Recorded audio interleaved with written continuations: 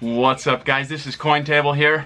We're gonna open a box of PCGS coins. I've been spending a lot of time on my other hobby, so to be 100% honest with you guys, I don't even remember what I have in this batch.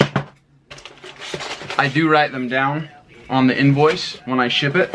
So what I do is I open the coins, look at them, and then I go back to my invoice and compare the grades to what I either thought it would grade, what I expected it to grade, what it graded last time. I write all that stuff down and keep track of it. Recycle pile.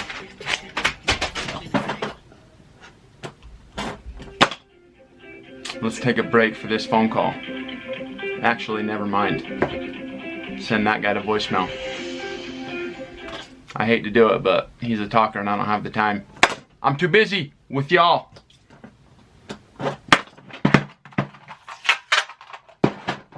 Alright guys, this is a relatively small batch. It looks like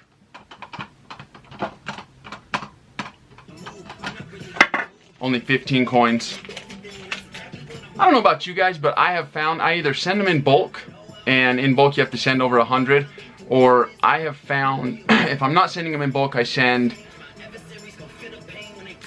7 or 8 on the very bottom minimal side to as many as 30. Usually I don't really like to go much above that, because if you send a whole bunch of coins, you get the wrong guy the wrong day for one reason or another, and that's a whole lot of money that you've just wasted on grading fees if you're gonna have to crack them out and send them back. So for anyone out there that disagrees with the crackout game and thinks that it's kind of our way of cheating or getting coins overgraded or whatever, my take is this: I sit here and look at the same exact coins over and over and over again every single day. So for me, it's very simple to look at a coin and tell, okay, this coin's going to grade such and such. I know that's what it is. I know that's what it should be. And you know, in a lot of these situations, if it's a deep cameo, let's say, you know, it might be a $300 coin, whereas if they only call it cameo, it's a $15 coin. You're not even going to pay for your grading fees. So those are usually the types of coins I'm cracking out and sending back. Boom. Well, let's get started. Alright, number 1. Ooh. So you guys remember the 4 1965 SMSs that I found raw in that, basically in that deal where I had 20 1965 SMSs, a handful of 66s and a handful of 67s. I did a 3-part series. If you didn't watch it, you gotta watch it, because in those 1965 SMS sets, I find the 4 of the craziest SMSs, well, 65 SMSs that I've ever seen. We're talking black and white.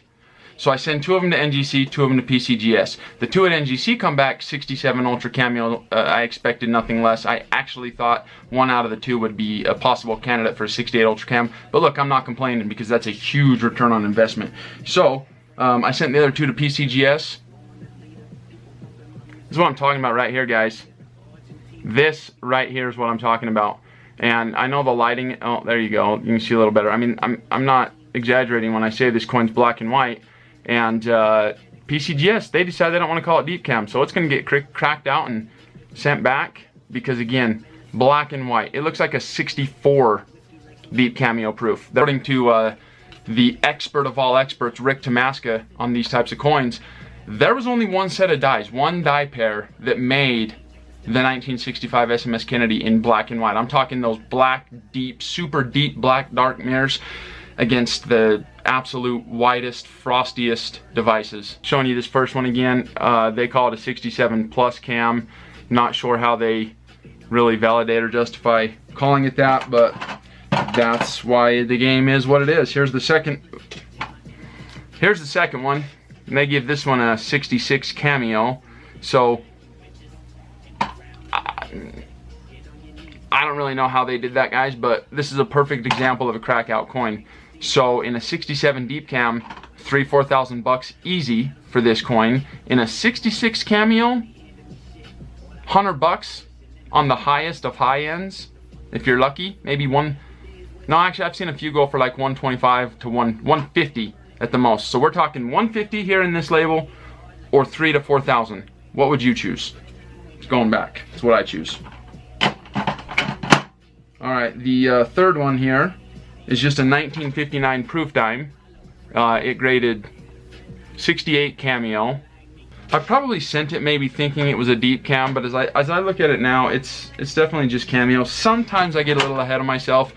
I'll sell this as is. 1959 proof diamond, 68 cameo. Number 4, we've got a 1956 proof cent. They give this one a 67 red cameo. 1956 proof cents. It's a good year for cameos. So, as you guys can tell, I'm as freaking graceful as a butterfly. But even in 67 red cameo, it's worth grading. So good one there. These are coins that I found raw out of proof sets. Here's a better one. 1958 proof cent in 67 red cameo. Off the top of my head, this coin's a $105 coin. Again, not too bad for a coin I found out of a proof set. Alright, here's one that I'm kind of excited about, I'm pretty sure.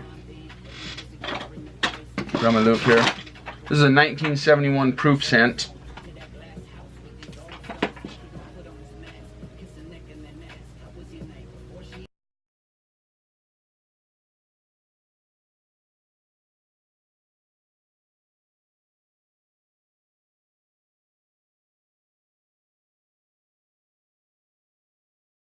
The double dyed obverse. The first time I sent it in, it came back 66, and I really took a good look at this coin, and I really felt this is the 67, and the price gap is huge.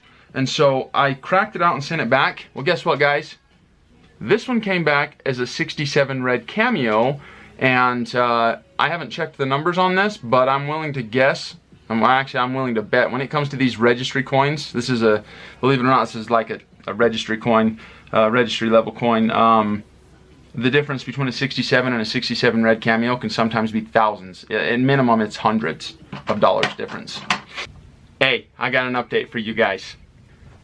I just checked. The last one that sold at auction, $1,258. That is for a 1971 proof cent, guys.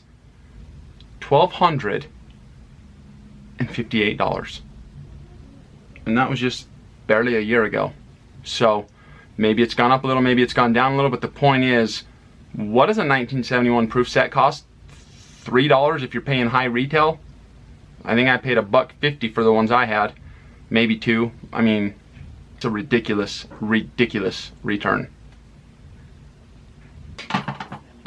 Alright, the next one we have a 1954 proof nickel. This one graded proof 66.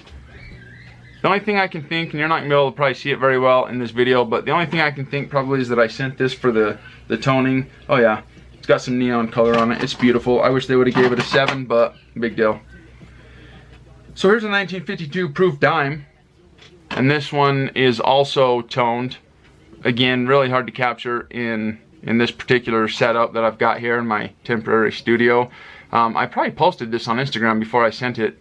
I think I remember it because I think somebody wanted to buy it, and I said, nah, I'm just going to grade it first. I believe I got this in a proof set that I bought from Instagram from Chase Coins, maybe? I'm going to double check that, but if that's the case, Chase Coins, thank you. Graded proof 67. That 1952 proof dime that was toned. This is capital plastic toning, by the way. Oh, here's a tough one. 1878 3-cent nickel. It's a proof. I picked this up because I know that it's deep cam, period. And they virtually are non-existent in deep cam. But this one is deep cam. This is the second or third time I've tried it, and it came back cameo. So, crack it out, send it back. Probably to one of the other grading companies. Here's that 1968S Kennedy. You know, you're looking at it, it's monochromatic. You might be wondering, why the heck did he send that? This is that one that had the inverted S.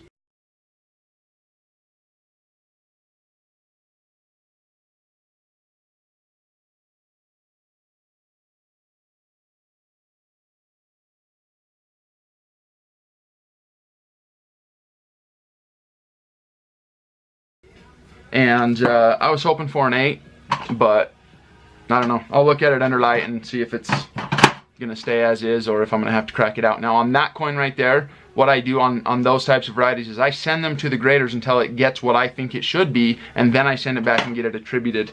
Here's a cool dime. That's probably gonna be about as good as it gets, you guys. I'm sorry about this lighting. It's not picking up the color at all, but it's a 1968S proof dime, and this came out of the same sets where I got those monster proof cents. That was pretty awesome find. So anyways, it was 68S dime, graded 66, rainbow tone, pretty coin. Here's a 1949S wheat cent. I have sent this to PCGS either 3 times, maybe 4. Bought this in an NGC holder. It was straight graded. I wanted it in a PCGS holder so that I could get a true view of it. I think it's absolutely beautiful. I think it's, to me anyways, it's no questions asked mint set toning. I mean, it's basic. It's elementary mint set toning. It's a 1949S wheat cent. So I don't know what they are seeing that is making them weary of it, but like I say, it's the 3rd or 4th time I've seen it where it came back questionable. Just have to keep trying on that. I'm gonna probably end up losing more money on that coin than it could possibly ever be worth, but sometimes that's the game. That's how we play it sometimes. Here's a 1968S with crazy cool color. This one also came in one of those proof sets where I found those monster toned proof cents, the ones that all straight graded the first time. And they gave this questionable color, and this is the 2nd time I've sent it. So interesting how you can find a proof set that has been stashed away for, I don't know, 50 years and send in the toned cents, the toned coppers. They all grade, straight grade, and they're absolute rainbow, just absolute crusher coins. They all straight grade the first time, but I send the dime, I send the half, they come back questionable color twice. It's just goofy. Here's a 1970D Kennedy half. I thought it was a 6. It came back a 5. It's a really clean coin. I noticed that on these business strikes, coins that a year ago were getting 6s, 6 pluses, and 7s are now getting 4s, 4 pluses, and 5s. So what do you do? It ebbs, it flows. That's how it rolls. Here's another one that I knew for sure was a 6, and it came back a 5 also. Same deal, 1970D MS65. I know it's a 6. Not sure that I'm going to send it back. Might just go ahead and sell it. The problem is the difference in value is $45 for this. When it's in a 66, you're going to get $250 to $350. So we'll decide on that. But that's the batch, guys. That's how the cookie crumbled on this deal. I feel good about it. There's a handful in there that are going to make up for the ones that I got to crack out and send back, and that's the game we play. The money, you know, you're basically just trying to stack the odds in your favor, get it to where the wins and the money that you make on the wins outweighs the losses and the money that you lose on the losses. That's overall what we're trying to do. It's fairly simple, and if you're doing it consistently, every once in a while you're going to hit a home run or even a grand slam where it's just mind-boggling, you know, what happens as far as what it might fetch or what you might make or whatever. So anyways, this has been CoinTable. Unboxed a very small batch of PCGS coins. You guys, if you like what we're doing over here, please subscribe. And if you haven't noticed on my Instagram account yet, at CoinTable, I am a transparent voice in this business. There's starting to be more of us, but early on there were none of us, and nobody would talk about toning. Nobody would talk about what made fake toning. Nobody would talk about the crackout game or what's really happening to certain coins. Nobody wanted to talk about any of these things. And for me, if you have any questions, let me know, and I will answer them to the best of my ability. Again, you've been watching CoinTable. I can't thank you enough for your time. Please subscribe. In the meantime, have a great day. See ya.